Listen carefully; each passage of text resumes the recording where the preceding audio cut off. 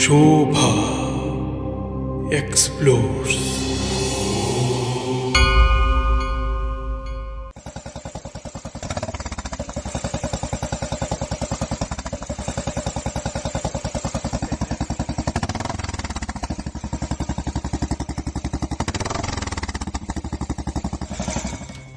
Hi అండి, నా పేరు హారిక.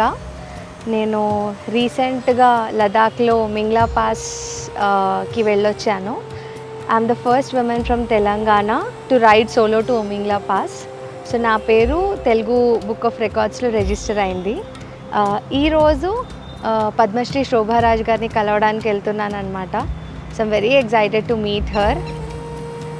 అమ్మ నన్ను రమ్మన్నారు, పిలిచారనమాట.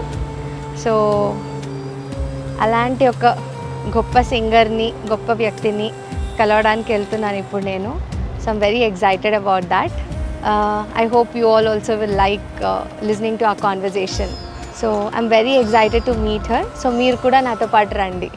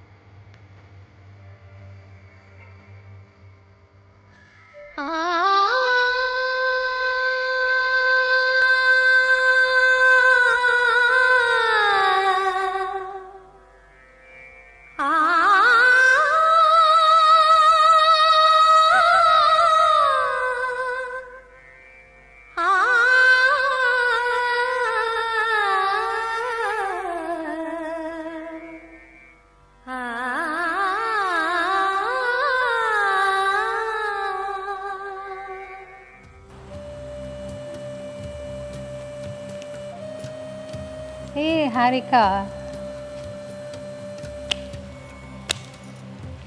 How are you? బాగున్నానమ్మా, మీరు ఎలా ఉన్నారు? నేను బాగున్నాను. ఇంటర్వ్యూ చేద్దామా? చేద్దాం, ఖచ్చితంగా. ఇక్కడేనా? ఇక్కడ చేయొచ్చు, కాకపోతే వాడు ఒక గుడి కట్టుకున్నాడు కదా. ఎవరు? వెంకటేశ్వర స్వామి. అవును, అక్కడికి వెళ్ళి చేద్దామా? Okay, sure. హారిక, నువ్వు లడాఖ్కి వెళ్ళి అక్కడ బైక్లో చాలా హైట్స్కి వెళ్ళిపోయావంట కదా. మీరు అదివో అల్లదివోలో ఎంత హైట్కి వెళ్ళారు పాటలో, ఆ శృతిలో. అంత హైట్కి వెళ్ళిపోయావా? మీ అంత కాకపోయినా ఏదో కొంచెం, కానీ వచ్చే వరకు తెలియదు అసలు మీరెవరు అని. హారిక లాంటి అమ్మాయికే నేను తెలియదంటే నేను అజ్ఞానంలో బతుకుతున్నాను. ఏ రంగాల్లో సామాజిక సేవను అందించావు? ఎడ్యుకేషన్ ఫర్ చిల్డ్రన్, పిల్లలకి వెళ్ళి చదువు చెప్పడం, అలా పిల్లలంటే ఇష్టం కూడా. నువ్వు అక్యుపంక్చర్కి ఎలా షిఫ్ట్ అయ్యావు? మా అమ్మగారికి కొంచెం కొన్నేళ్ళు కన్సిస్టెంట్గా నీ పెయిన్స్ ఉన్నాయి. సో నేను చదవలేనమ్మా అని చెప్పాను, కానీ కోవిడ్లో అలా చదవడం జరిగింది నేను అక్యుపంక్చర్. అది కూడా మళ్ళీ కుతూహలంతోనే చదువుకున్నాను. కుతూహలమ్మ అని పేరు పెట్టచ్చా? నువ్వు చేస్తావా పేషెంట్స్ అందరికీ? చేస్తాను.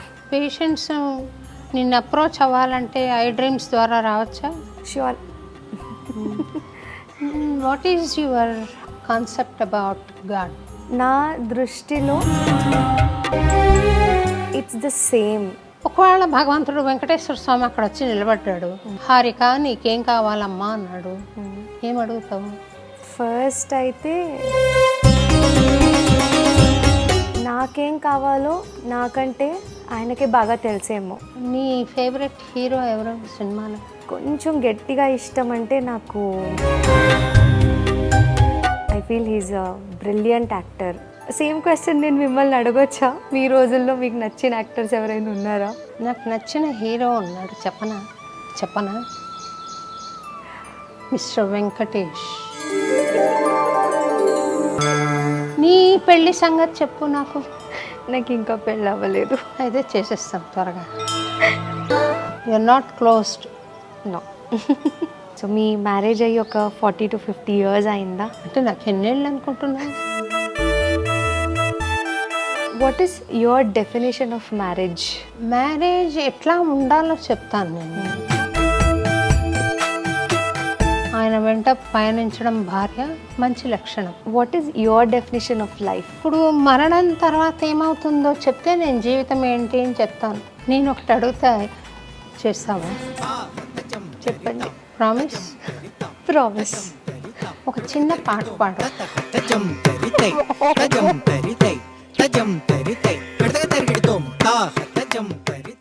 సో హారిక, నువ్వు లడాఖ్కి వెళ్ళి అక్కడ బైక్లో చాలా హైట్స్కి వెళ్ళిపోయావంట కదా.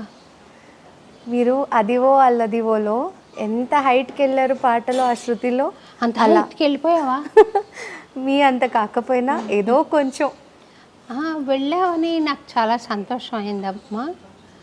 అయితే నీకు బైక్ రైడింగ్ అలవాటా? 2018 నుంచి 2018లో బైక్ నేర్చుకున్నాను.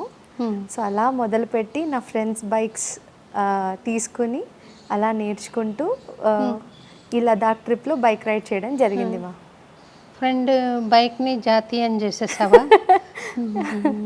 అలా వాళ్ళు అలా దానం చేయడం బట్టి నేను ఆశ్చర్యం ఏంటంటే, నీకు బైక్ ఉండి, నీకు పర్ఫెక్ట్ ప్రాక్టీస్ ఉండి, ఆ కాంపిటీషన్కి వెళ్ళడం అదొకటి. కానీ నువ్వు నీకంటూ బైక్ లేకుండా, రెగ్యులర్ ప్రాక్టీస్ లేకుండా అక్కడికి వెళ్ళి నువ్వు ఆ హైట్కి వెళ్ళడం అనేది చాలా విశేషమైన విషయం. అంటే కొన్నిసార్లు మనల్ని మన కుతూహలం అంటారు కదా, passion. You mean passion? No, కుతూహలం అని కూడా అనొచ్చు. ఎందుకంటే ఒక 2 ఏళ్ల క్రితం నా ఫ్రెండ్ ఒకరు అక్కడికి వెళ్ళొచ్చి హాన్లే ఉమింగ్లా రోడ్ ఎలా ఉంటుంది అని నాకు ఒక డిస్క్రిప్షన్ ఇచ్చారు. అప్పటి నుంచి నా మైండ్లో ఆ visual, I had my own visual, అది మ్యాచ్ అవుతుందా లేదా చూడాలి అన్న కుతూహలమే నన్ను అక్కడికి తీసుకెళ్ళిందేమో అనిపిస్తుంది. ఇంకొక వర్డ్లో చెప్పాలంటే అది ఆ బైక్ రైడింగ్ మీద నీకున్న ఆసక్తి, ప్యాషన్. ఒక గుడ్ మెసేజ్ ఇచ్చావు నీకు తెలియకుండానే. ఏమనంటే, ఎవరికి ప్యాషన్ ఉంటుందో, ఎవరికి ఇన్క్విజిటివ్నెస్ ఉంటుందో, ఆసక్తి ఉంటుందో, ఎవరు ఉత్సాహవంతంగా కుతూహలంగా ఉంటారో వాళ్ళు అనుకున్నది సాధిస్తారు అని కదా. అంటే ఇది ఇంత మంచిగా మీరు చెప్పడం అది మీ గొప్పతనం. నేను చాలా సిన్సియర్గా నా ఆసక్తితోనే వెళ్ళాను. అదే సిన్సియరిటీ, ఆసక్తి నేను చెప్పింది. అయితే ఇంకోటి ఏమంటే, నువ్వు నీ జనరల్ ఎడ్యుకేషన్ ఏంటి?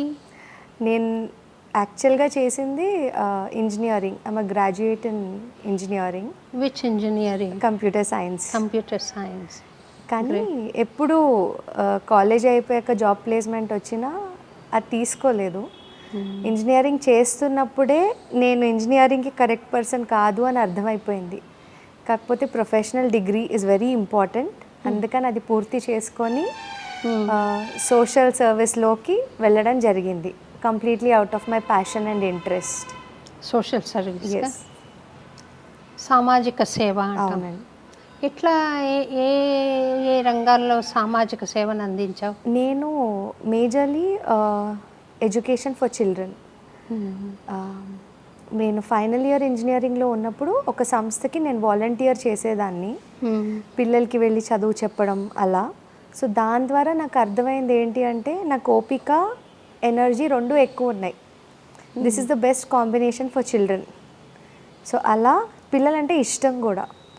అలా నేను ఓకే పిల్లల కోసం పనిచేద్దాము అని డిసైడ్ అయ్యి పిల్లల చదువు అంటే రూరల్ ఏరియాస్కి వెళ్ళడం, గవర్నమెంట్ స్కూల్స్కి వెళ్ళి వాళ్ళకి కావాల్సిన అడిషనల్ సపోర్ట్ అవి ఇవ్వడం, ఇలాంటి పనులు చేశాను అనమాట.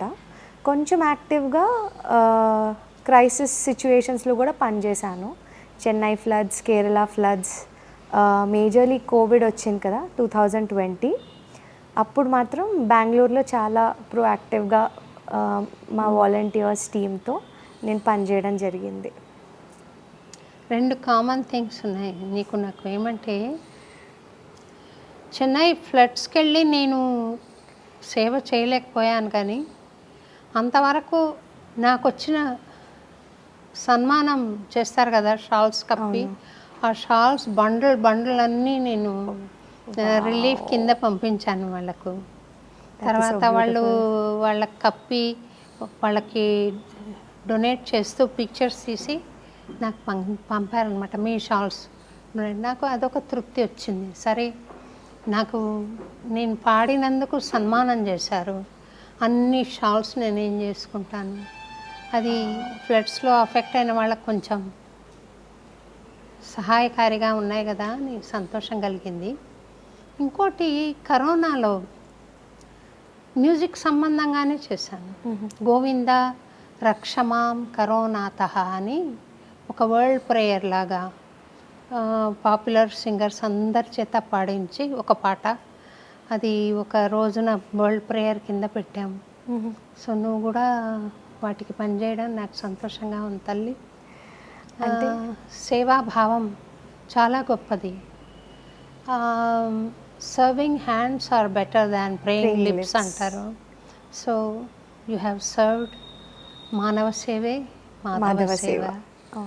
Very good. అంటే నాకు ఈ విషయం తెలియదు అసలు. ఎంతమంది అలా వాళ్ళకి సన్మానం చేసిన శాల్వాలు ఇవ్వగలుగుతారు. I think that shows how nice you are as a person. Thank you. And ఇంకొకటి కూడా చెప్తాను. అంటే I've given so many interviews. ఈ బైకింగ్ చేసి వచ్చిన తర్వాత చాలా ఇంటర్వ్యూస్ అయినాయి. అది మేబీ ఎంతో కొంచెం క్రెడిట్ నేను తీసుకుంటా, కొంచెం అక్కడ కష్టపడ్డాను. బట్ ఈ ఇంటర్వ్యూ నిజంగా నేను నా పూర్వజన్మ కర్మ వల్లే జరుగుతోంది అని అనుకుంటా. లైక్ యూ పుణ్యకర్మ, మంచి కర్మ. And a person of your stature thinking of interviewing a very young kid in front of you అనేది అది నిజంగా నా భాగ్యం. I foresee you also become a very great achiever, great servant of society. God bless you for that. Thank you so much. నేను కూడా ఆ age cross చేసే వచ్చాను కదా. But right from the beginning my motto had been only single minded devotion. Through music I need to serve society, I need to feel God. సరే, నా interest in interviewing you and సొసైటీకి నిన్ను పరిచయం చేయడంలో నా సంకల్పం ఏంటంటే అక్యుపంక్చర్ ద్వారా చాలా మంచి సేవ చేయవచ్చు అని నాకు ఒక ఆలోచన ఉంది. నువ్వు అక్యుపంక్చర్కి ఎలా షిఫ్ట్ అయ్యావు? ఇంజనీరింగ్ నుండి, సోషల్ సర్వీస్ నుండి అక్యుపంక్చర్. అఫ్కోర్స్ అక్యుపంక్చర్ ద్వారా కూడా సోషల్ సర్వీస్ చేయవచ్చు. నువ్వెలా షిఫ్ట్ అయ్యావు? మా అమ్మగారికి కొంచెం కొన్నేళ్ళు కన్సిస్టెంట్గా నీ పెయిన్స్ ఉన్నాయి. సో ఆవిడ ఏది ట్రై చేసినా వర్కౌట్ అవ్వలేదు. మాకు తెలిసిన వాళ్ళు ఎవరో రెఫరెన్స్ ఇస్తే ఆక్యుపంక్చర్ ట్రీట్మెంట్ చేయించుకున్నారనమాట ఒక 3 డాక్టర్స్ దగ్గర. అది ఆవిడకి రిజల్ట్స్ ఇచ్చాయి. అప్పటి నుంచి ఎందుకో తెలియదు, మమ్మీ నువ్వు ఆక్యుపంక్చర్ చెయ్యి బాగుంటుంది అని అన్నారు. కానీ నేను అది సీరియస్గా తీసుకోలేదు. ఎందుకంటే నేను చదివే పిల్లని కాదు అసలు. I'm an out standing student, always standing out of the class. మిగతా కోకరిక్యులర్ యాక్టివిటీస్ ఎక్కువ, అసలు చదవను. సో నేను చదవలేనమ్మా అని చెప్పాను. కానీ కోవిడ్లో చాలా ప్రొయాక్టివ్గా గ్రౌండ్ మీద ఉన్నప్పుడు జనాలు పడ్డ ఇబ్బంది చూశాను. అంటే ఆక్సిజన్ సిలిండర్స్ కోసం చాలా కష్టపడ్డాం, అరేంజ్ చేయడానికి కూడా కాల్స్ వస్తాయి. అండ్ కొన్ని మెడిసిన్స్ ఒక 800 రూపీస్ అలా ఉండే మెడిసిన్స్ డ్యూ టు అన్అవైలబిలిటీ చాలా కాస్ట్ పెరిగిపోవడం, అది ఒక middle class or lower middle class వాళ్ళు అఫోర్డ్ చేయలేకపోవడం, ఇవన్నీ చూసి అది కోపం అంటారో ఆవేదన అంటారో అది అలా నా మైండ్లో ఉండిపోయింది కొన్ని రోజులు. తర్వాత ఆలోచిస్తే ఇది ఈ కోపం పెట్టుకొని నేనేం చేయలేను, సో ఇది నేను మంచి కింద ఎలా కన్వర్ట్ చేయగలను. అప్పుడు మా మమ్మీ ఎప్పుడు చెప్తూ ఉంటారు కదా, అది ఓకే, యాక్యుపంచర్ చేస్తే ప్రపంచం మొత్తం హెల్ప్ చేయలేకపోవచ్చు, but at least I'll be able to reach out to few people, like a drop in the ocean. సరే కొంచెం కష్టపడి చదువుదాం, అసలు ఏంటి యాక్యుపంచర్, మా మమ్మీకి ఎలా తగ్గింది, ఈ కుతూహలం, అది కూడా మళ్ళీ కుతూహలంతోనే చదువుకున్నాను. కుతూహలమ్మ అని పేరు పెట్టచ్చా? మీరు ఏ పేరు పెట్టినా okay. Yes, I'm very inquisitive. So అలానే వెళ్ళి జాయిన్ అయ్యాను క్లాసెస్కి. కానీ కొంచెం కొంచెం ఆ సబ్జెక్ట్ తెలుసుకోవడం మొదలుపెట్టాక I fell in love with the subject. అంతవరకు ఉన్న పర్సెప్షన్ ఏంటి, యాక్యుపంచర్ చైనీస్ అని. బట్ మా క్లాస్లో ఫస్ట్ టైం తెలిసింది ఇది అగస్త్య మహాముని తొడు మర్మంలో ఒకటి. ఓ, దీనికి ఇండియన్ ఆరిజిన్ కూడా ఉందా, అలా ఆ కుతూహలం ఇష్టం రెండు తోడయి అలా చదవడం జరిగింది నేను యాక్యుపంచర్. అగస్త్య మహాముని టచ్ చేయని వేదిక్ బ్రాంచ్ ఏది లేదు తల్లి. అది మెడిసినా, ఎడ్యుకేషనా, అది టెంపుల్సా, ఆయన చాలా మర్మయోగి అని చెప్పాలి ఆయనను. సో అక్యుపంక్చర్ అంటే నాకు తెలిసినంత వరకు ఎనర్జీ స్టేషన్స్ ఉంటాయి, ఎనర్జీ సెంటర్స్ బాడీలో, లైక్ పెట్రోల్ స్టేషన్స్ ఉంటాయి సిటీలో, అట్లాగా ఎనర్జీ స్టేషన్స్ ఉంటాయని వింటాను. ఆ స్టేషన్స్ని నొక్కడం ద్వారా ఏ కరెస్పాండింగ్ దానికి సంబంధించిన రుగ్మతను పోగొట్టవచ్చు అని నేను విన్నాను. అదేనా, కరెక్టేనా? కరెక్ట్. అక్యుపంక్చర్ని డిఫైన్ చేయగలవా? అంటే కొంచెం బ్రీఫ్గా చెప్తాను. మన పాత సైన్సెస్ ఆర్ మెడికల్ సైన్సెస్ ఏదైతే ఉన్నాయో, they all believe humans are made of same 5 elements, earth, water, air, ఇవన్నీ వీటితోనే మనం కూడా తయారయ్యాం. అండ్ ఈ శక్తులు, ఎనర్జీస్లో వచ్చే ఇంబ్యాలెన్సెస్ మన బాడీలో, దాన్ని బట్టి దాని కరెస్పాండింగ్ డిసీజెస్, జబ్బులు మనకు వస్తాయి. మీరు చాలా కరెక్ట్గా చెప్పారు. మన బాడీ మొత్తం ఎనర్జీ పాత్వేస్ ఉంటాయి. మేము యాక్యుపంచర్ టర్మినాలజీలో మెరిడియన్స్ అంటాం. So energy travels through these meridians. మన లైఫ్ స్టైల్ అవ్వచ్చు, మన ఎమోషనల్ స్ట్రెస్, మన food habits, what ever is the reason, ఈ ఎనర్జీ ఎక్కువ తక్కువ అంటే ఇంబ్యాలెన్స్ ఆఫ్ ఎనర్జీ జరుగుతుంది. 1, 2 బ్లాక్ అవుతుంది, ఈ ఎనర్జీ పాత్వేస్ బ్లాక్ అవుతాయి. సో నాడి పట్టి చూస్తే అసెస్ చేయొచ్చు మనం. దాన్ని బట్టి ఏ పాయింట్స్ వేయాలి అని సెలెక్ట్ చేసుకొని చిన్న చిన్న సూదులు ఉంటాయి, చీమ గుట్టినట్టు ఆ పాయింట్స్ వేస్తే అక్కడ బ్లాకేజ్ క్లియర్ అయ్యి, సిన్స్ వీఆర్ నీడ్లింగ్, మన బాడీ కాస్మిక్ ఎనర్జీతో ఇంటరాక్ట్ అయ్యి what ever is needed cosmic energy తీసుకొని హీల్ చేసుకుంటుంది అనమాట. So in brief this is acupuncture. Nice. Acupuncture ద్వారా ఏ రోగాలు నయం చేయొచ్చు అంట? ఇది అన్నిటికీ పనిచేస్తుంది. నేను చూసినంత వరకు ఇప్పటిదాకా ఫాస్ట్ రిలీఫ్ బోన్ రిలేటెడ్ ఇష్యూస్కి తొందరగా వస్తుంది. నీ పెయిన్స్, బ్యాక్ పెయిన్స్. ఇప్పుడు ఎందుకంటే సాఫ్ట్వేర్, అంటే ఎవరన్నా ఎముకలు ఇరగొడతాను అంటే వాళ్ళకు అక్యుపంక్చర్ ద్వారా చేయొచ్చు అంట. ఎముకలు అర్థం కాలేదు. విరగొడతా అంటారు కదా, కాళ్ళు విరగొడతా కోపడతారు అట్లా. ఐ మీన్ యాక్సిడెంట్ అయిన వాళ్ళకు కూడా బాగా పనికొస్తుందా? ఎస్, అంటే డిస్లొకేషన్ అయితే యాక్యుపంక్చర్ ద్వారా అది ఫిక్స్ చేయలేము. బట్ పెయిన్స్ ఆర్ ఇప్పుడు ఎముకలు అరగడం మొదలయ్యాయి అనుకోండి, అది ఇంకా ఫర్దర్గా అరగకుండా ఆపేసి ఆ పెయిన్ రిలీఫ్ ఇవ్వడం, ఇలాంటివి చేయొచ్చు. అంటే యాక్సిడెంట్ అయిన వాళ్ళకి హెల్ప్ చేయదు. ఇన్స్టెంట్లీ నో, అంటే ఫ్రాక్చర్స్ నో. వాళ్ళ ఆపరేషన్ అయిపోయిన తర్వాత డిస్లొకేషన్ అయితే ఆపరేషన్ అయిపోయాక క్విక్ హీలింగ్కి మనం పాయింట్స్ వేయొచ్చు. సో నేను మా హస్బెండ్కి బైపాస్ సర్జరీ ముందర భయపడి అక్యుపంక్చర్ దాకా అక్యుపంక్చర్తో హీల్ చేయొచ్చా అని ఒక డాక్టర్ దగ్గరికి వెళ్ళాను. ఆయన ఏం చేశాడు, ఆయనకు వేస్తాను నీకు కూడా వేస్తాను అన్న. ఆ సూదులు చూసి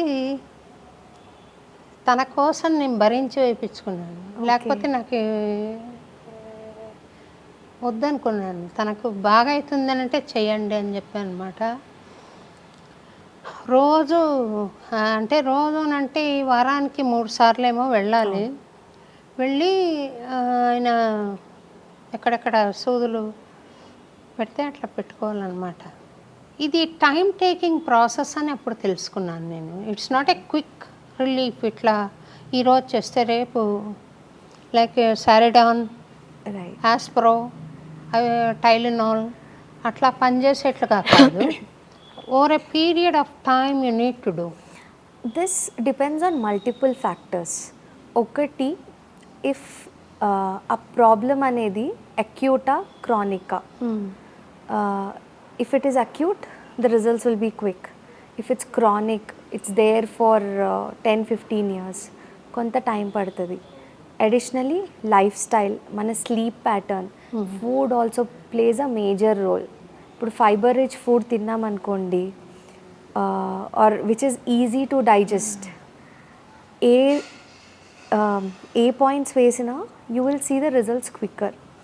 అండ్ నేను ఇందాక చెప్పినట్టుగా బోన్ రిలేటెడ్ 1-2 సిట్టింగ్స్లో చాలా ఇన్స్టెంట్గా తెలిసిపోతుంది. యాక్చువల్లీ నీ పెయిన్స్కి మ్యాక్సిమం జనాలు వస్తారు.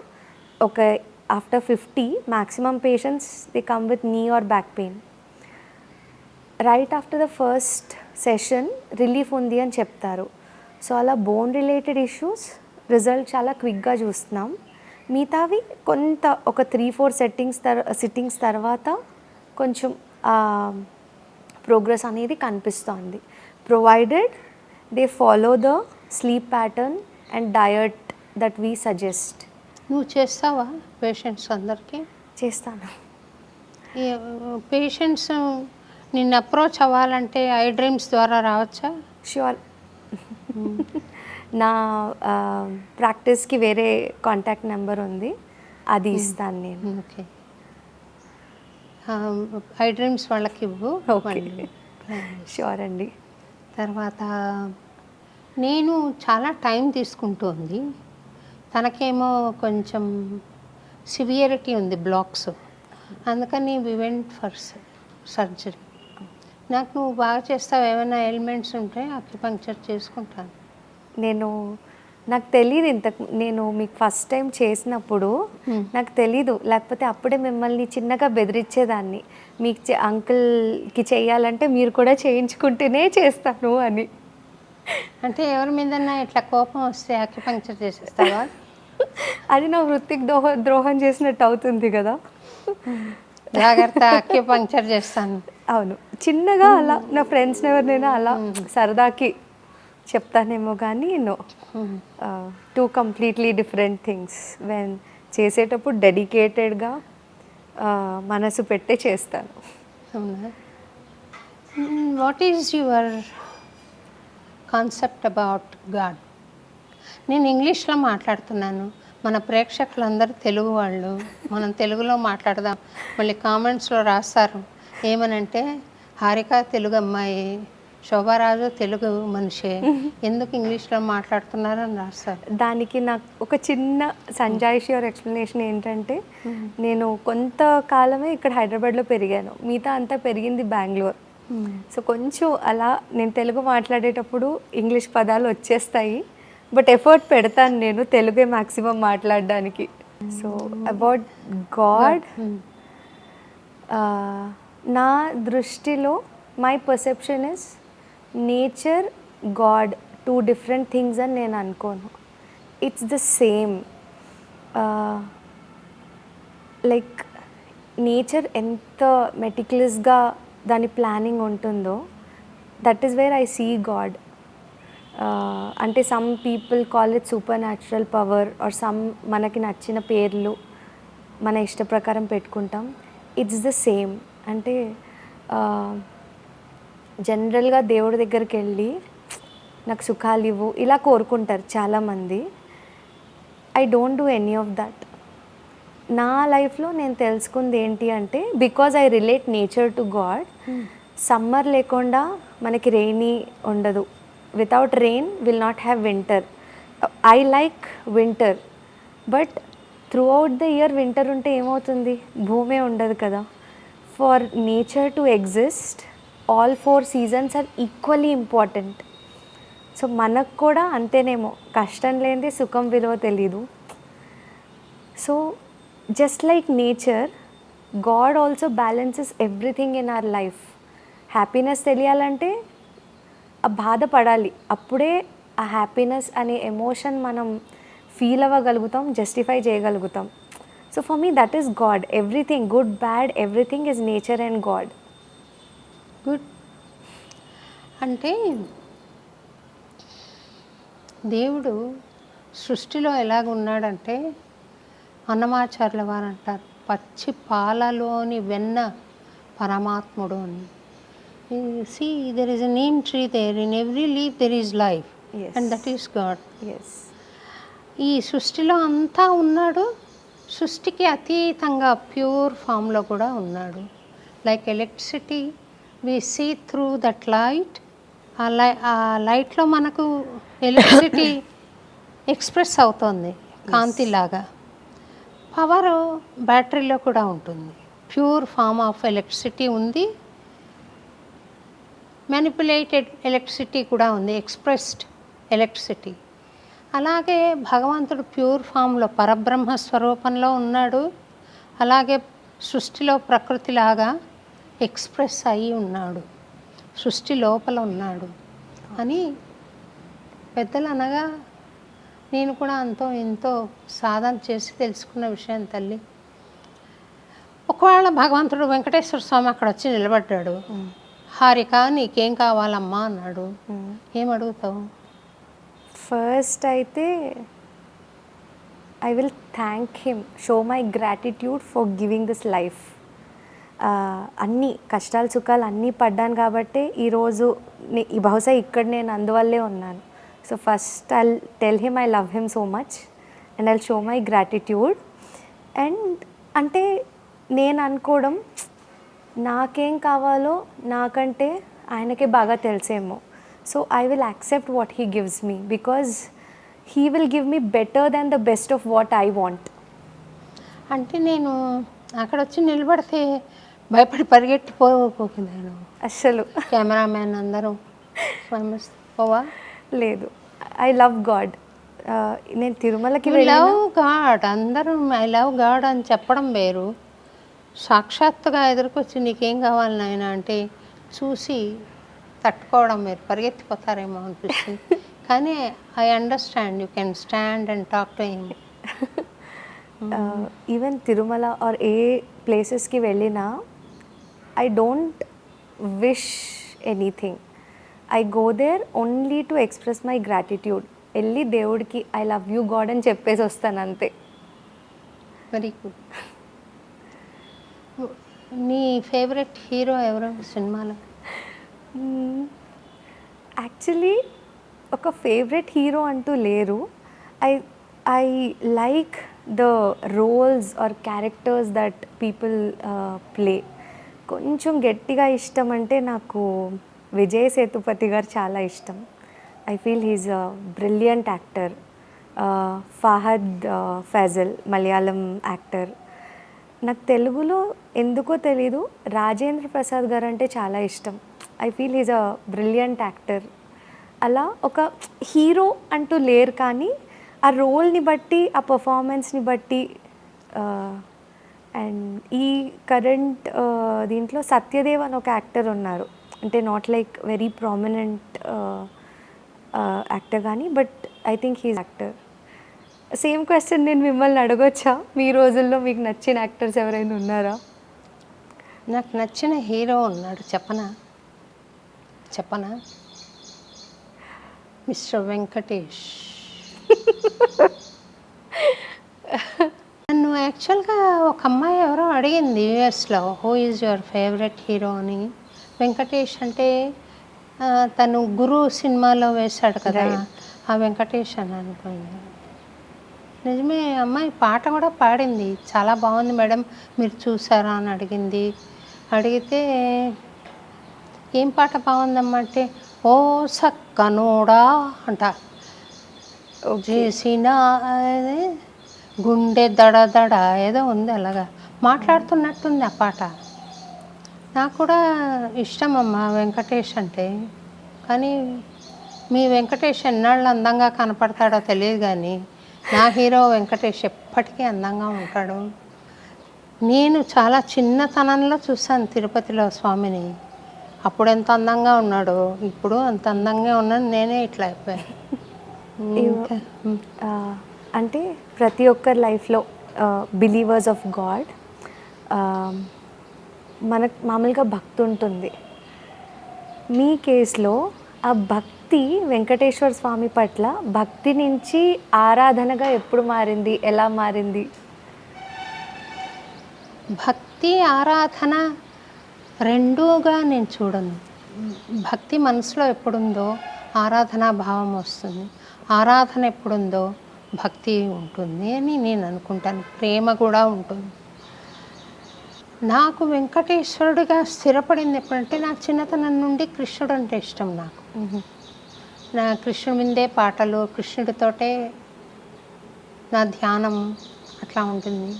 నేను తిరుపతికి వెళ్ళినప్పుడు అది వెంకటేశ్వర స్వామి భక్తిగా కల్మినేట్ అయింది. తిరుపతిలో వాడెవరో కాదు, కృష్ణుడే కదా అక్కడ నిలబడ్డది. అట్లా స్థిరపడింది. నాకు అనుకోకుండా అన్నీ తత్సంబంధమైనవే వచ్చాయి. అన్నమాచార్య కీర్తనలు, అన్నమాచార్య ప్రాజెక్ట్. యాక్చువల్గా సినిమా పాటలకు వెళ్దాం అనుకున్న దాన్ని మనసు మార్చుకు ఒక అద్భుతమైన అనుభవం జరిగింది. ఈ ఇంటర్వ్యూలో వద్దులే, ఓకే, నీ గురించి చెప్తాం. మళ్ళీ నేను వెంకటేశ్వర స్వామి భక్తిగా స్థిరపడిపోయింది అది. అంటే ఆశ్చర్యకరమైన విషయం ఏంటి అంటే, మనల్ని ఇలా కలిపింది కూడా ఆయనే. నేను మీకు చెప్పాను అంతకుముందు, నేను ఇక్కడికి వచ్చే ముందు, అంటే మీ అభిమానులు ఎవరైతే ఉంటారో నన్ను తిట్టుకోవచ్చు, కానీ మీరెవరో నాకు తెలీదు. అంటే కొండ మీద మీరు పాడిన పాటలు విన్నాను, కానీ ఆ పేరు తెలియదు నాకు. సుబ్బలక్ష్మి గారి పేరు తెలుసు తప్పితే మీ పాట చాలాసార్లు విన్నాను, కానీ శోభారాజ్ గారు పాడారు అన్న విషయం తెలీదు. ఇలా నా ఫ్రెండ్ తను తిరుమల వెళ్ళినప్పుడు దర్శించుకున్నప్పుడు గుడిలో ఉన్నప్పుడు తనకి నన్ను మీ దగ్గర తీసుకురావాలి అన్న థాట్ వచ్చింది. ఇలా ఒకరు సింగర్ తను కూడా వెంకటేశ్వర స్వామి సింగర్ అని చెప్పలేదు. ఇలా ఒకరు సింగర్ ఉన్నారు, పద్మశ్రీ అవార్డీ ఆవిడ, కొంచెం వచ్చి నువ్వు యాక్యుపంచర్ చేయి అంటే, యాక్యుపంచర్ అనగానే ఎవరైనా వెళ్తాను నేను. That's how with the same amount of interest నేను మీతో వచ్చా. కానీ వచ్చే వరకు తెలియదు అసలు మీరెవరు అని. అది నిజంగా చాలా ఆశ్చర్యం అనిపిస్తుంది నాకు. అంటే చాలామంది మీరంటే అభిమానంతో వస్తారు, నేను అసలు ఏమీ తెలియకుండా వచ్చాను మీ దగ్గరికి. అయితే నేను చాలా ఇంకా కృషి చేసేది ఉంది. హరిక లాంటి అమ్మాయికే నేను తెలియదంటే నేను అజ్ఞానంలో బతుకుతున్నాను. Anyway, I'm not a film star, I'm not a playback singer, I'm a devotional music singer. నీకు తెలియకపోవడంలో న్యాయం ఉంది. అంటే నాకు film stars or film singers కూడా నాకు పెద్దగా తెలీదు. నేను ఎక్కువగా మూవీస్ అవి చూడను, సో జనరల్గా తెలియదు నాకు ఎక్కువ మంది సింగర్స్ ఆర్ మూవీ స్టార్స్ తెలీదు. తర్వాత అప్పుడు మీతో మాట్లాడాక ఈ గొంతు విన్నట్టే ఉందే అని అప్పుడు అలా కనెక్ట్ చేసుకొని అవును, నేను ఒక పాట పాడాను సందర్భం వచ్చి, అవును. నువ్వు ఏడ్చావు. ఎందుకు అట్లా ఏడ్చావంటావు? అంటే ఐ ఆల్వేస్ లవ్ పీపుల్. అది ఏ పనైనా వాళ్ళ 100% ఎఫర్ట్ పెట్టి ఆర్ ఆ సిన్సియారిటీతో చేస్తారు కదా, I always get mood by that. అది ఏ పనైనా. అండ్ ఎస్పెషలీ సింగింగ్కి వచ్చేసరికి it has the power to move a person. మీరు పాడిన ఆ పాటలో మీ ఆనెస్టీ, సిన్సియారిటీ, దేవుడి పట్ల మీకుండే ఆ 100% డివోషన్ మీ వాయిస్లో అది వినపడింది. లైక్ ఆ ఎమోషన్ టచ్ అయింది. నార్మల్గా నేను అసలు నా కళ్ళ నుంచి నలుగురు ఉన్నప్పుడు అసలు బయటికి రావు నీళ్ళు. I'm very strong that way. ఆ రోజు ఇంకా తెలీదు, ఇట్లా కారిపోయాయి, నాకే తెలియకుండానే కారిపోయాయి. So your honesty and sincerity moved me. తల్లి, సంగీతానికి హృదయం ద్వారా ఆత్మను స్పృశించే శక్తి ఉంది. అది కన్నీళ్ళగా రావచ్చు, కొంతమందికి ధ్యానంలో రావచ్చు, కొంతమందికి చిరునవ్వు రావచ్చు, ఏదైనా కావచ్చు. కానీ నేను కన్నీళ్ళు కార్చే వాళ్ళని చాలామందిని చూశాను. మా అమ్మే ఉంది, మా ఇంట్లో వాళ్ళందరూ కూడా నా కాన్సర్ట్స్కి వచ్చారంటే వాళ్ళ ఎదురుగుండా కూర్చుని ఏడుస్తూ ఉంటారేంటి, తుడుచుకుంటుంటారు.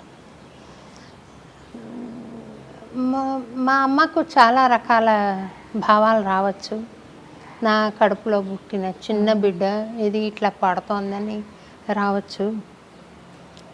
She was also a great singer, good singer. నువ్వు టెంపుల్స్కి వెళ్తూ ఉంటావా? వెళ్తూ ఉంటా. ఏంటి టెంపుల్లో ఏముందని వెళ్తావు నువ్వు? నువ్వు ప్రకృతి ఆరాధకురాలని చెప్పావు, మరి టెంపుల్కి ఎందుకు వెళ్తావు? అంటే నా కుతూహలం దీనికి ఆన్సర్. నేను ఎవరైనా ఇది పాటించు అని చెప్తారు కదా, నేను అది వినేసి పాటించే టైప్ కాదు.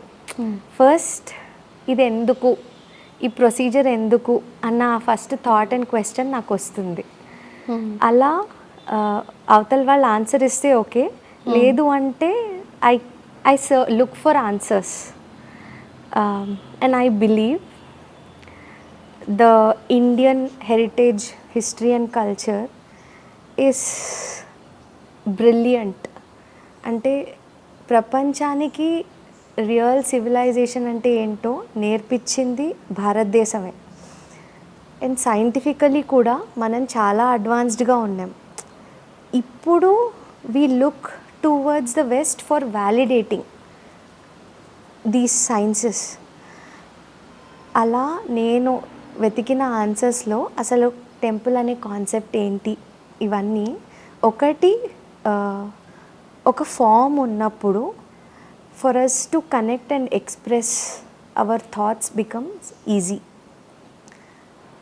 Another beautiful purpose of temple is ఈ కొత్త కన్స్ట్రక్షన్ చేసిన టెంపుల్స్ కాకుండా పాత తరం టెంపుల్స్ తీసుకుంటే ప్రతి టెంపుల్కి ఒక పర్పస్ ఉండేది. ఆ ప్రాణప్రతిష్ఠ చేసేటప్పుడు ఏ టైప్ ఆఫ్ ఎనర్జీ అయితే పెడతారో మనం అక్కడ ఎవరు వెళ్ళినా we carry that energy enters our body. So మనకి తెలిసి వెళ్తామా తెలియక వెళ్తామా ఇట్స్ సెకండరీ. మనకెప్పుడు పెద్దలు చెప్పేవాళ్ళు గుడికి వెళ్తే కూర్చునిరా.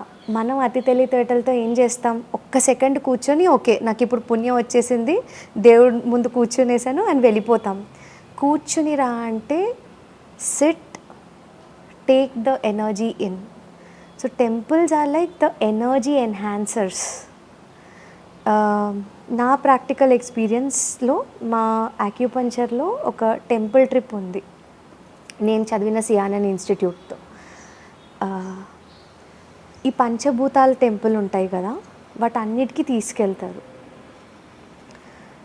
ఒక్కొక్కరి బాడీ మనకు ఒక్కొక్కరిది ఒక్కొక్క డామినెంట్ ఎలిమెంట్ ఉంటుంది.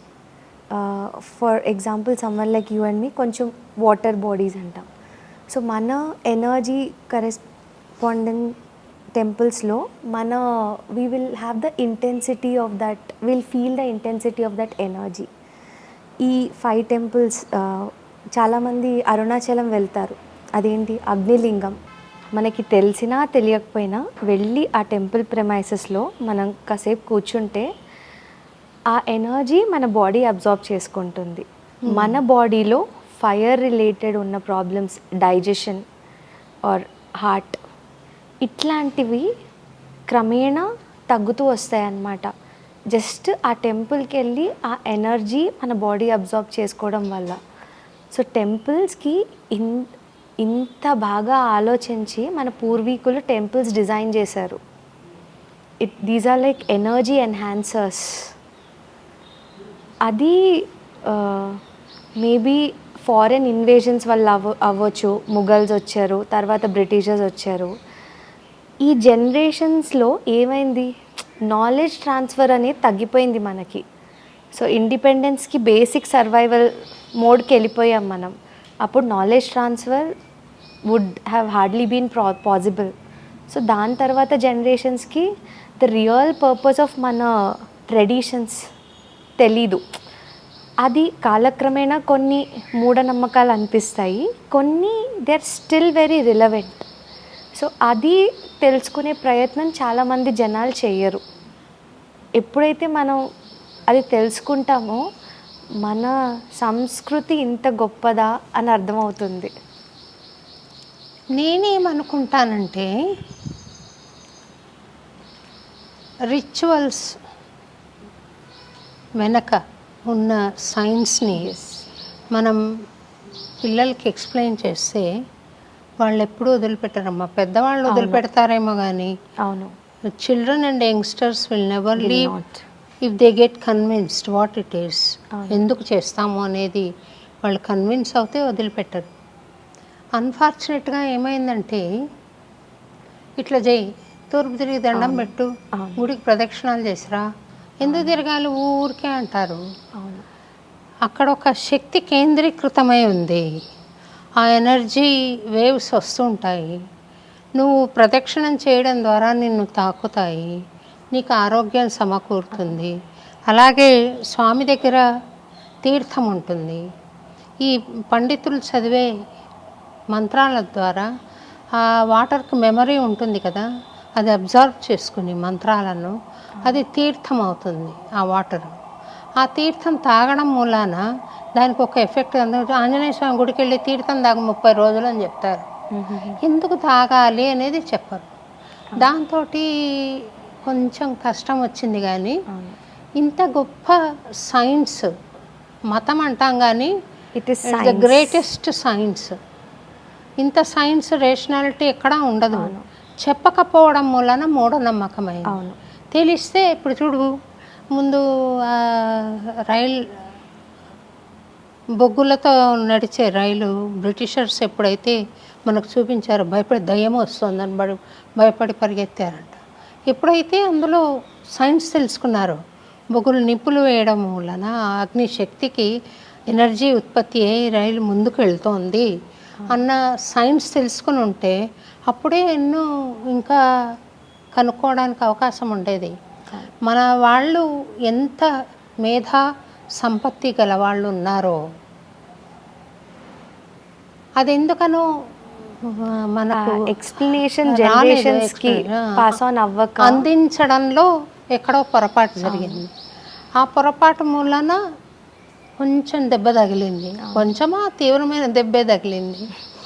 అయితే ఎప్పుడైతే మనం సైంటిఫిక్గా ఎక్స్ప్లెయిన్ చేస్తామో, అంటే అప్పటికే మొక్కై వంగనిది మానై వంగన అంటారు కదా, అట్లా మానైపోయి ఉంటే నేను చెప్పలేను. కానీ మొక్కగానే మనం తెలిపితే వాళ్ళు ఫాలో అవుతారు అని నేను అనుకుంటున్నాను. నా ఇంట్లో నాకున్న అదృష్టం ఏంటి అంటే, ఇట్లాంటిది ఏదైనా చెప్పి నేను ఒక ప్రశ్న అడిగితే మా పేరెంట్స్ తిట్టలేదు.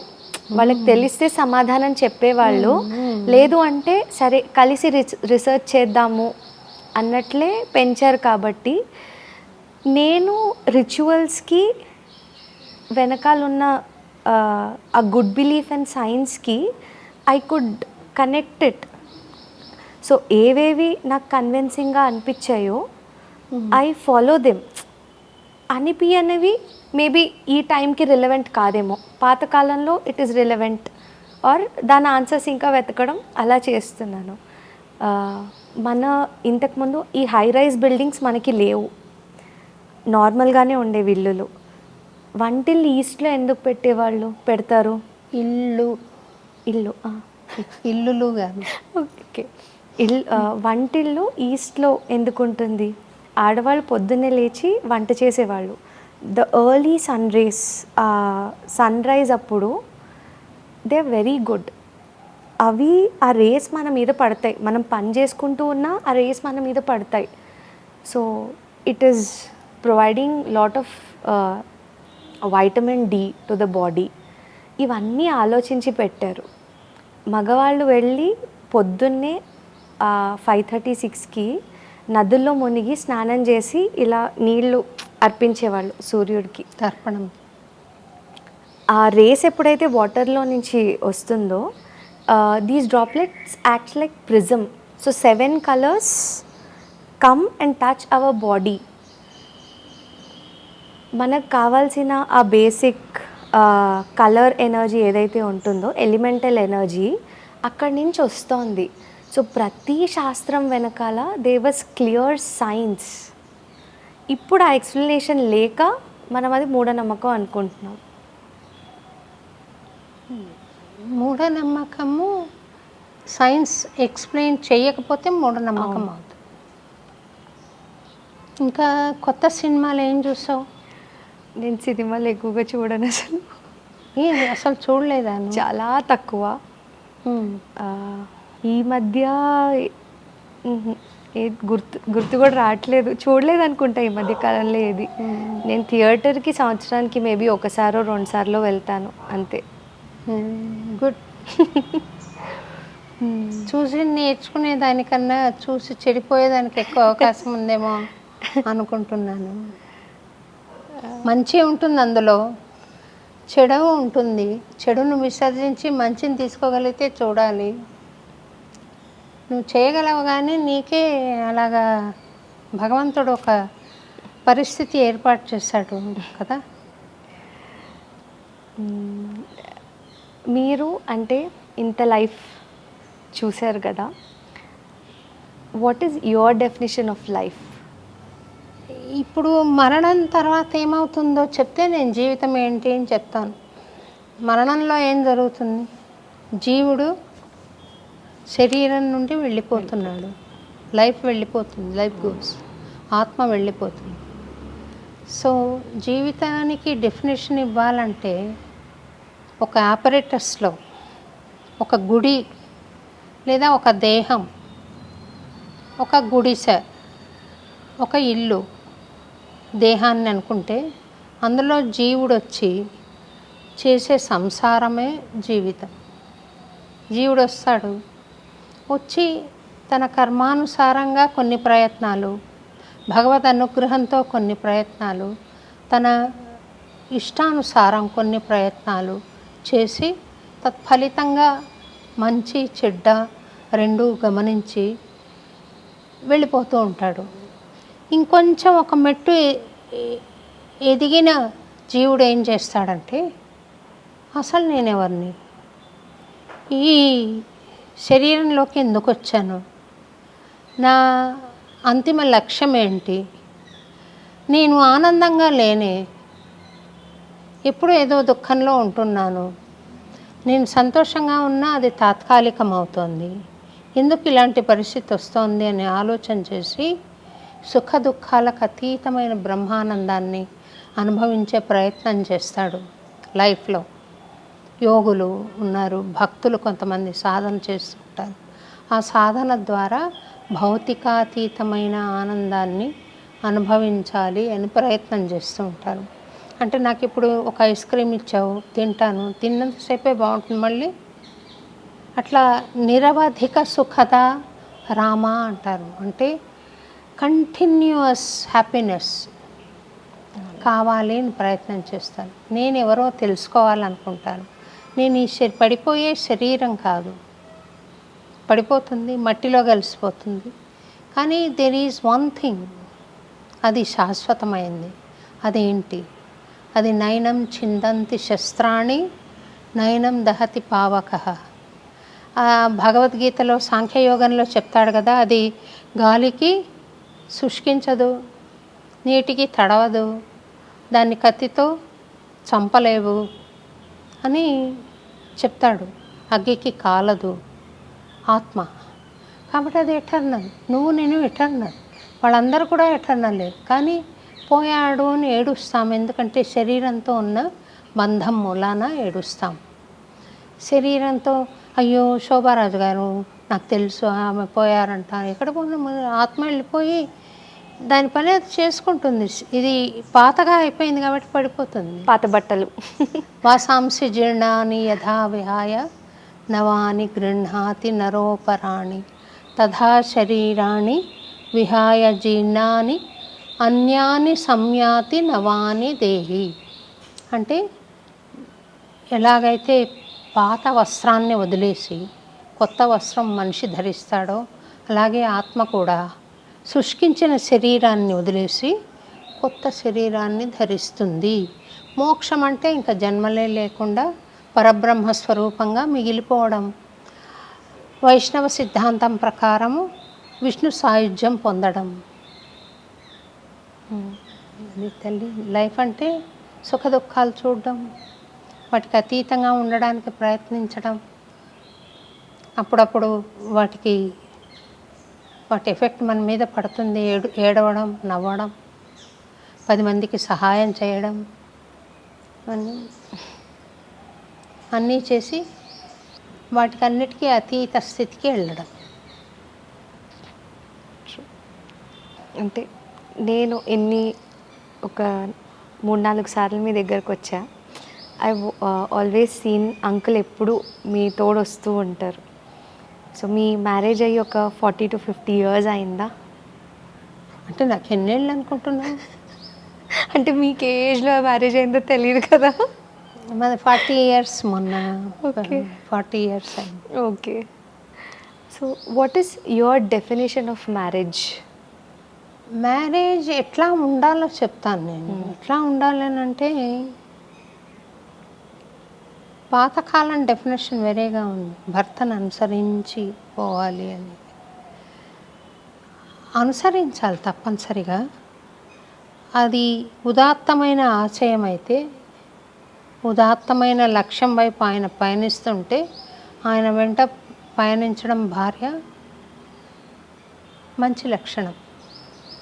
అయితే ఈ పెళ్ళి అని అంటే ఎక్కడో తనెక్కడో పుట్టాడో నేనెక్కడో పుట్టాను, ఇద్దరం ఒక ఈవెంట్లో కలుస్తున్నాం, పెళ్ళిలో కదా, ఒకటవుతున్నాం.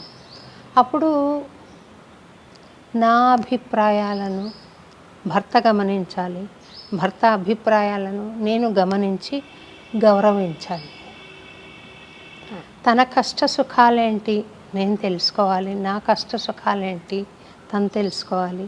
ఒకరికొకరు చేదోడు వాదోడుగా, అది ఒకళ్ళకొకడు కాంప్లిమెంటరీగా ఉండాలి కదా. అప్పుడు లైఫ్ పెళ్ళికి సార్థకత ఉంది.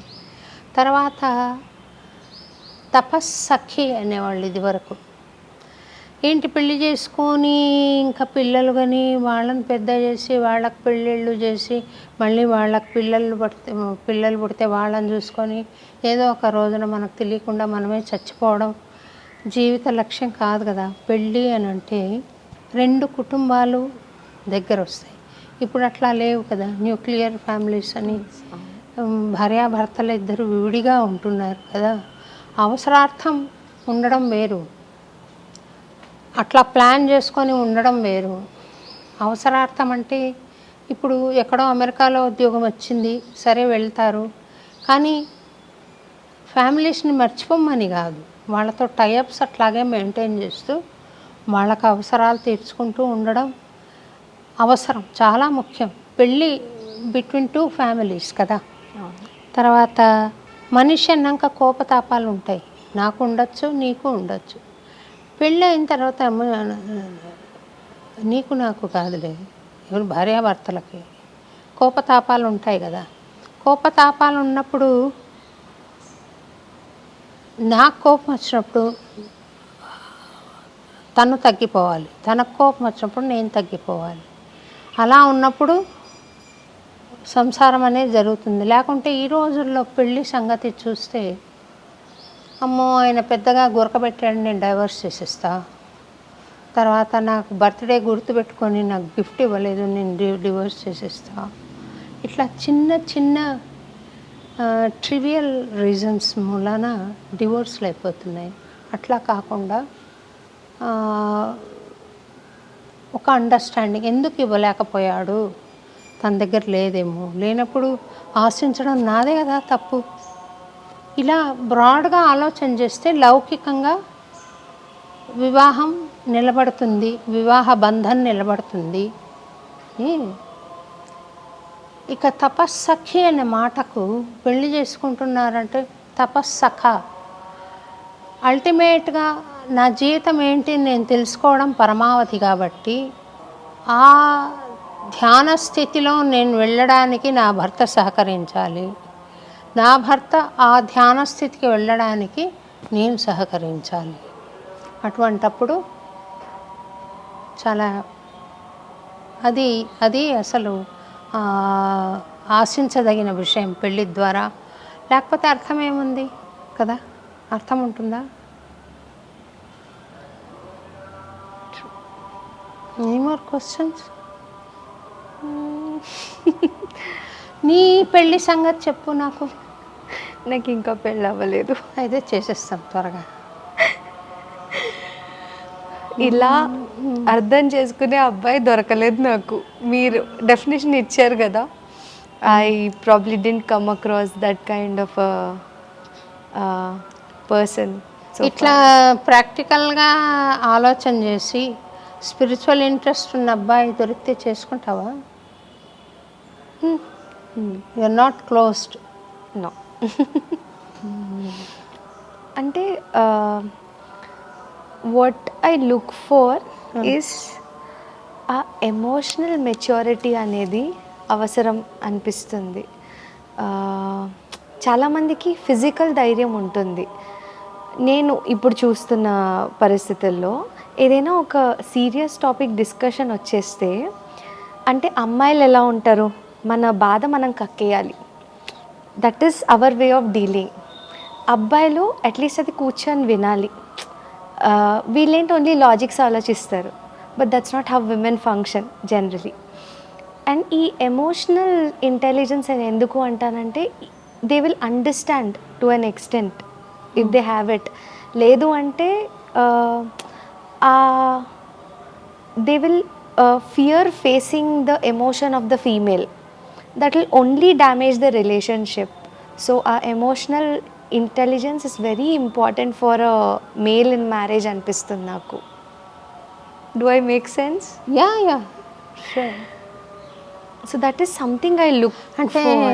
నేను కోపం వచ్చి కొడతాను, ఆయన భరించాలి అనే అలా కాదు. అంటే ఒక అమ్మాయి ఎమోషన్కి లాజిక్, కోపంలో ఏం చేస్తారు అబ్బాయిలు, లాజిక్స్ మాట్లాడతారు. బట్ అమ్మాయికి ఏంటి, ఆ ఎమోషన్ కక్కాలి. She wants to vent out that emotion. అది అర్థం చేసుకోవాలి. You may not agree to her emotion, but you should at least respect her expressing that emotion. I think that is very important in a marriage or a relationship. It's mutual కదా. Yes. కానీ అబ్బాయిలు చాలా తక్కువ express చేస్తారు, అమ్మాయిలు we are more expressive. అబ్బాయిలు ఎక్కువ కదమ్మా దెబ్బలాడేది, మాటలు అనేది, పడేది ఆడవాళ్ళు. ఎప్పుడో ఒకసారి వీళ్ళు అంటారు కదా. అది మీరు అన్నట్టు ఆ మ్యూచువల్ రెస్పెక్ట్ చాలా ఇంపార్టెంట్. అంటే నాకు అదే అనిపిస్తుంది. మన పురాణాలు తీసుకున్న శివుడు పార్వతి అర్ధనారీశ్వరులు అంటే ఏంటి, the God itself whom you believe says we are different but we are equal. వాళ్ళు అదే కదా చెప్తోంది. So I think it is equal spiritually, yes not physically. Yes that we are different అన్నది that's what I meant. Physically we are very different. Equal అని ఈ Chidambaram temple ఉంది చూడు, అవును, అది బేసిక్గా వైష్ణవాలయం అట. ఓకే. అయితే ఒకసారి శివుడు పార్వతి కాంపిటీషన్ పడి, నువ్వు గొప్ప డాన్సరా నేను గొప్ప డాన్సరా అని వాళ్ళకి వాగ్వాదం వచ్చింది. అప్పుడు అయితే సరే పోటీ చేసుకుందాం. ఎవరు రెఫరీ, జడ్జి ఎవరు? విష్ణువుని పిలిచారంట. కాళింది పైన నాట్యం ఆడాడు ఈయన, మహా నాట్య శాస్త్ర కోవిదుడు విష్ణువు. ఆయన్ని పిలిచి ఆయన జడ్జిగా పెట్టి మనం చూసుకుందామని ఆయనకు పడకేశారు. ఆయన పడక వేసుకుని చూస్తున్నట్ట వీళ్ళ డ్యాన్స్. ఓకే. హోరాహోరీగా వాళ్ళు పోటీ పడి ఎవరు తగ్గట్లా, ఎవరు ఓడిపోవట్లా, ఎవరు గెలవట్లా జరుగుతుంటే ఆఖరికి ఇంకెట్లబ్బా దేవతలందరూ ప్రార్థిస్తే విష్ణువును. అప్పుడు విష్ణు ఒక రెజల్యూషన్ తీసుకొని నీ కాలు పైకెత్తుని శివుడికి సంజ్ఞ చేశాడంట, ఇట్లా కాలు పైకెత్తు. అది usually ladies own do because of her natural things. అట్లా కాలు పైకెత్తేసరికి శివుడు ఈమె కాలెత్తలేక ఆగిపోయిందిట. అందరు శివుడు గెలిచాడు అన్నమాట. Otherwise there is no difference. Yes, కొన్ని ఫిజికల్ లిమిటేషన్స్ కొన్ని ఆడవాళ్ళకు ఉన్నాయి కదా. Yes, physically we are different.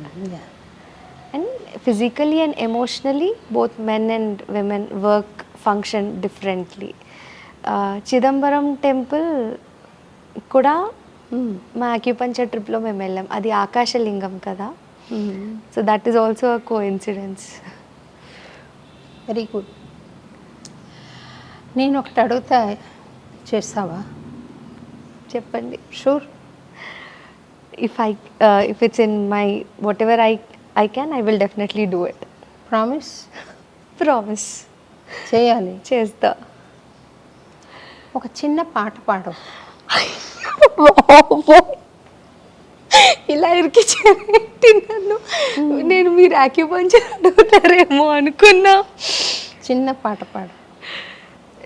నేను ఏ ఇంటర్వ్యూలో ఎవరు అడిగినా పాడలేదు, మీ ముందు నేను పాడాలా? నా ముందే పాడు. ఇట్ మేక్స్ స్పెషల్ ఎఫెక్ట్ కదా. ఒక 5 minutes బ్రేక్ ఇవ్వరా? ప్రామిస్ చేసేసాను ఈ పని చేస్తానని. అయ్యో బాబోయ్, నాకు అసలు పాట లిరిక్స్ గుర్తుండవు, వినడమే తప్పే. ఒక లైన్ పల్లవి చాలు. నాకు ఇది బాంబే జయశ్రీ గారు పాడిన పాట చాలా ఇష్టం. అదేంటి తెలుగులో ఆ మూవీ తెలియదు కానీ హిందీలో ఇట్స్ కాల్డ్ రెహనా హై తెరే దిల్ మే. జరా జరా విన్నారా? పాడు పాడు. ఓకే, ముందే చెప్తున్నాను, నేను పాటలు పాడేదాన్ని కాదు, పాటలు పాడే అమ్మాయిని కాదు. శోభారాజ్ గారు బలవంతాన్ని నా చేత పాడిస్తున్నారు. మీ ఇయర్స్ డ్యామేజ్ అయితే నాకు తెలీదు. ప్రయత్నిస్తాను, తప్పులైతే క్షమించాలి.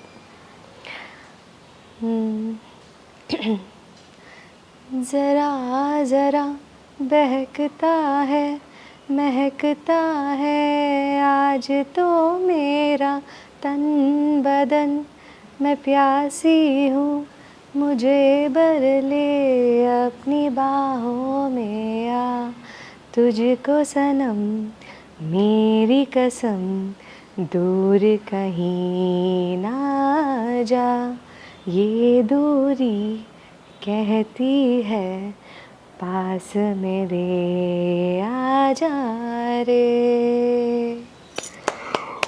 నేను అసలు సంగీతం నేర్చుకోలేదమ్మా, నాకేం తెలియదు అసలు. బాగుంది తల్లి, బాగా పాడావు, బాగుంది.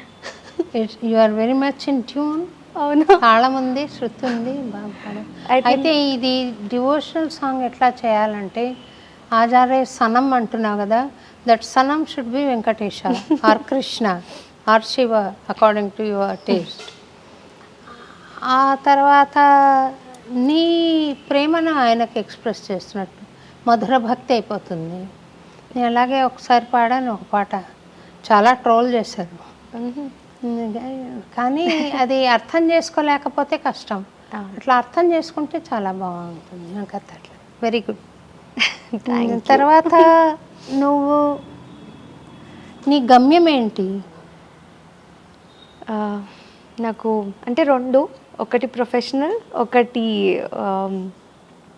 I love travelling.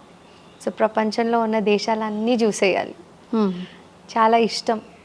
There is so much to learn from people of every place అనిపిస్తుంది. అది ఇప్పుడు నా చేతిలో ఒక విద్య ఉంది కాబట్టి యాక్యుపంచర్ అది నేను చాలా ఇష్టంతో చేస్తున్నా. సిటీస్లో పర్లేదు, కానీ రూరల్కి వచ్చేసరికి నేను చేసిన విజిట్స్లో అక్కడ కొంచెం ఒక 50-60 దాటాక చాలామంది నా వాకింగ్ ఇష్యూస్ ఉన్నాయి, నీ పెయిన్స్ ఇలాంటివి.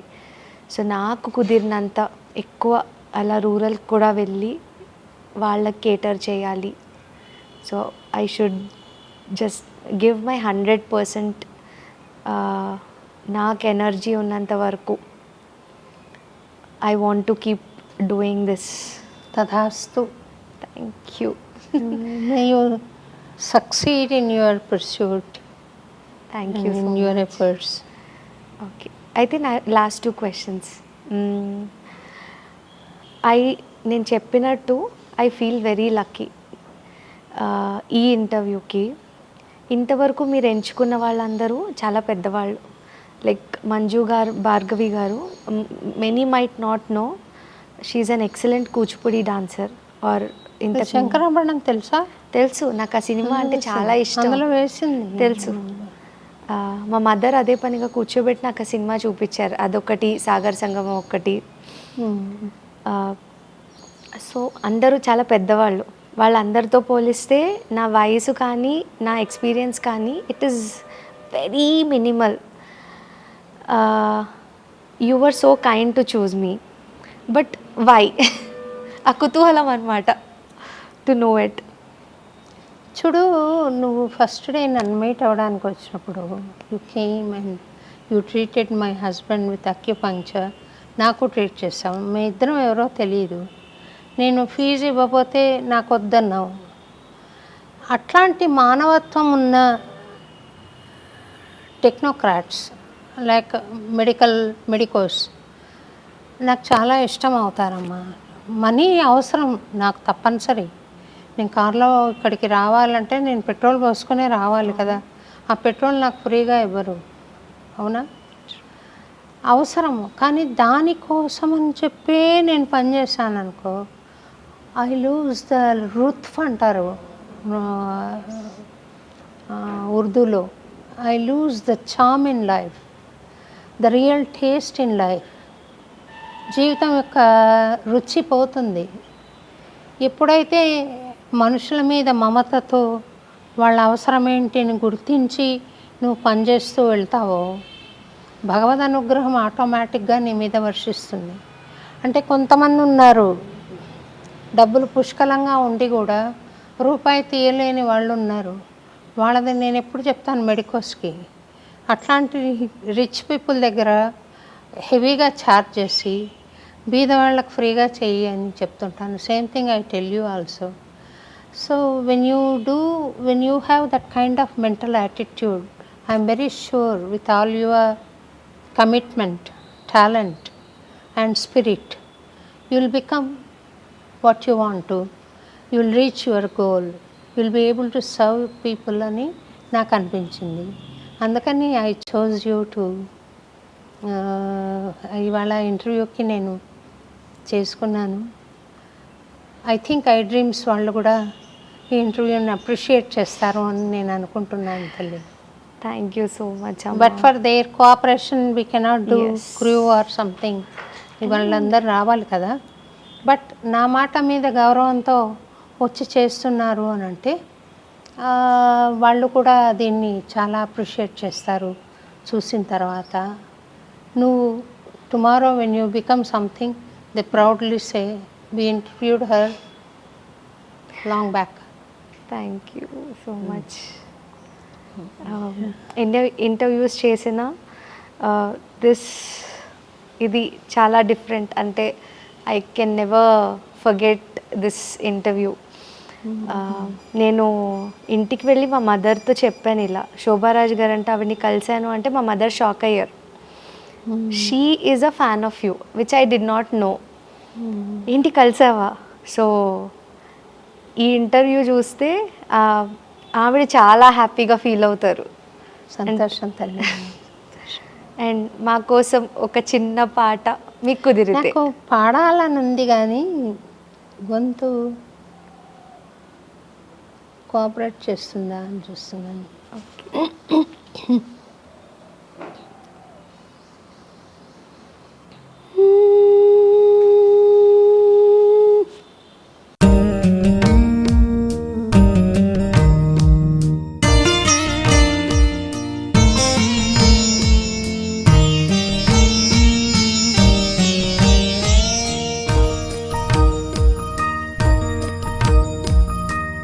గడపదాకా వచ్చి మరలిపోయావు, గడపదాకా వచ్చి మరలిపోయావు, వెను తిరిగి రమ్మని నీ పిలుచులోపే పిలుపంతనంత